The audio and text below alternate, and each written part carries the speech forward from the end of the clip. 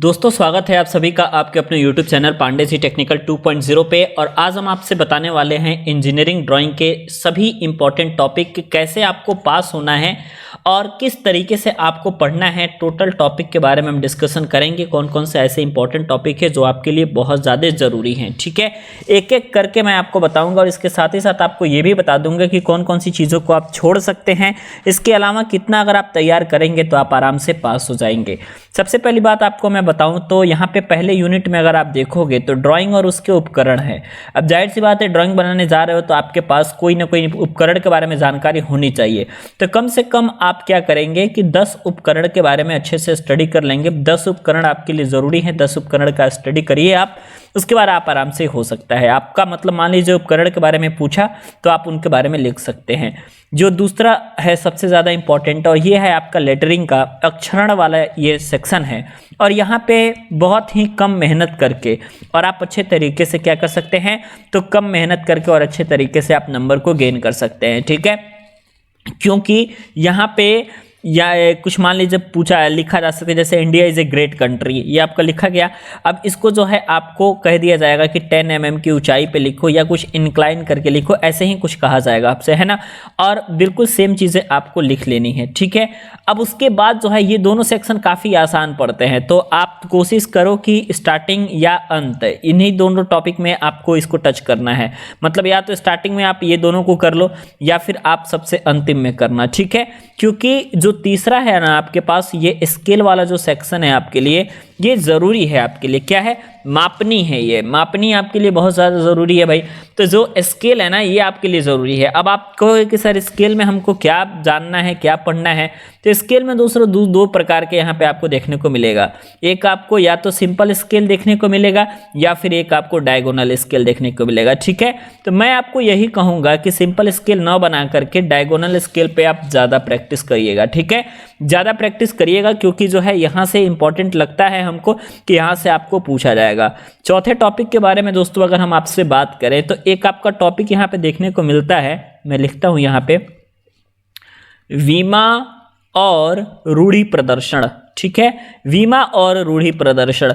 मैं आपको बताऊं कि ये काफ़ी छोटा सा टॉपिक है और आप इसको चाहो तो स्किप भी कर सकते हो, लेकिन अगर आप पढ़ना चाहते हो तो कोई भी एक मान लीजिए बुक आप उठा लीजिएगा, जैसे विद्या हो गया या सरन या गोल्ड, कोई भी उठा लीजिएगा और उसमें आप लोगों को दोस्तों 4 या 5 आपको टॉपिक दिए रहेंगे और उनको आप पढ़ लीजिएगा आराम से। लेकिन मैं वीमा और रूढ़ि प्रदर्शन को मैं कहूँगा कि अगर आप इसको स्किप भी कर देते हैं तो आप पे बहुत ज़्यादा फर्क नहीं आएगा नंबर पे, क्योंकि नंबर जो मिलना है मैं आपको बताता हूँ कहाँ से मिलेगा, है ना। ये आपका 2 ऊपर का हो गया, एक स्केल हो गया, ये आपको जो है नंबर बहुत ज़रूरी दिलाएंगे। एक और मैं आपके लिए बताता हूँ कि क्या आपके लिए ज़रूरी है, वो है आपका ऑर्थोग्राफिक प्रोजेक्शन, है ना। कई सारे लोग कहते हैं कि सर ऑर्थोग्राफिक प्रोजेक्शन नहीं करके आएंगे तो क्या हमारी कॉपी चेक नहीं होगी, तो बिल्कुल ये ज़रूरी है आपको करना, ये कंपलसरी सेक्शन है ऑर्थोग्राफिक प्रोजेक्शन का। ठीक है, ऑर्थोग्राफिक प्रोजेक्शन वाला जो सेक्शन है आपके लिए, ये आपके लिए कंपलसरी है कि आपको करना ही करना है। अगर आप इस सेक्शन को नहीं करते हैं तो आपकी कॉपी जांच नहीं होगी। एक ही बात को बार बार आप ना पूछिए, मैंने कई सारे वीडियोस में आपको बता दिया है कि भैया ऑर्थोग्राफिक प्रोजेक्शन ज़रूरी है, ये कंपलसरी सेक्शन है। जो कंपलसरी सेक्शन होता है उसको आपको करना ही है, नहीं करने का वहाँ पे कोई काम नहीं चलेगा आपका। तो आप कोशिश करिए कि ऑर्थोग्राफिक प्रोजेक्शन आपका निकल जाए, है ना। तो ऑर्थोग्राफिक प्रोजेक्शन आपके लिए इंपॉर्टेंट है और इसमें आपको मैं बताऊं तो ये 20 मार्क्स में पूछा जाता है ना। 20 नंबर में आपका पूछा जाता है ऑर्थोग्राफिक प्रोजेक्शन।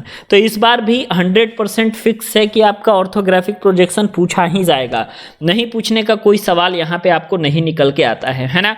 उसके बाद नेक्स्ट मैं आपको बताता हूँ कि क्या आपको पढ़ना है। एक और टॉपिक मैं आपको यहाँ पे बताता हूँ दोस्तों, जो कि है आपका स्ट्रेट लाइन या प्रोजेक्शन ऑफ लाइन के भी इससे जानते हैं। ये स्ट्रेट लाइन होते हैं दोस्तों, या फिर इसको आप प्रोजेक्शन ऑफ लाइन भी कहते हैं, है ना। यहाँ से भी 7-8 नंबर का आपका पूछा जाता है, तो आप इसको भी ज़रूर तैयार कर लीजिएगा, स्ट्रेट लाइन या प्रोजेक्शन ऑफ लाइन का, है ना। तो ये भी ज़रूरी है आपके लिए, तो आप इन चीज़ों को भी ज़रूर गौर फरमा करके और अच्छे तरीके से तैयार कर लीजिएगा। और ऑर्थोग्राफिक प्रोजेक्शन को तो बिल्कुल बनाना ही है, मैं तो कहूँगा कि आप पहले ही पेज को बनाइए। अंतिम में बनाएंगे, मान लीजिए कि कोई गड़बड़ी हो गया और मान लीजिए कि एक स्थिति ऐसी आई जिसमें आपके एग्जामिनर के द्वारा कोई मिस्टेक हो गया छोटा सा और आपका ऑर्थोग्राफिक प्रोजेक्शन का कॉपी चेक नहीं हुआ, मतलब ऑर्थोग्राफिक प्रोजेक्शन वाला क्वेश्चन चेक नहीं होता, फिर तो आपका बैक लग जाएगा और एक बार बैक लगा तो परेशान हो जाएंगे। जो कई स्टूडेंट कहते हैं ना कि मैं बैक का पेपर दे दूंगा, ये कर दूंगा, वो कर दूंगा, कुछ नहीं होता है भाई। इसलिए जो कंपलसरी सेक्शन है उसको पहले पेज पे बनाया करिए, क्योंकि उसके बिना काम नहीं चलेगा, कॉपियां चेक नहीं होंगी, आपके नंबर नहीं चढ़ेंगे, फेल हो जाएंगे डायरेक्टली। इस बातों के बारे में जरूर देखना है आपको, है ना। नेक्स्ट मैं आपको बताऊं तो नेक्स्ट क्या होता है, ध्यान से देखिएगा। नेक्स्ट होता है आपका बिंदुओं और रेखाओं के प्रक्षेप। क्या होता है दोस्तों, ये होता है आपका बिंदुओं और रेखाओं के प्रक्षेप। ठीक है, बिंदुओं और रेखाओं के प्रक्षेप क्या होते हैं, यहां पे ध्यान से देखिएगा।